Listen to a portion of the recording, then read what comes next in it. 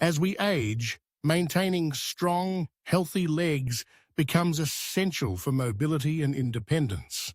6 key nutrients play a pivotal role in combating leg weakness in seniors.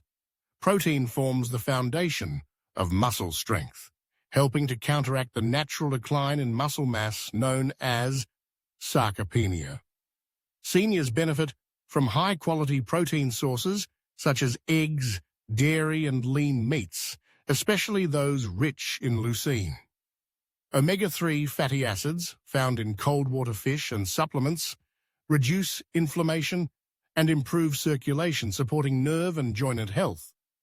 Collagen is vital for the integrity of joints, tendons, and ligaments, and its production declines with age, making supplementation beneficial.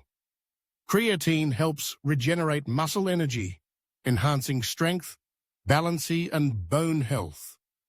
Glucosamine supports cartilage repair and joint lubrication, easing discomfort from osteoarthritis. Finally, curcumin, the active compound in turmeric, naturally reduces chronic inflammation. Together, these nutrients support leg strength, flexibility, and overall mobility for healthier aging.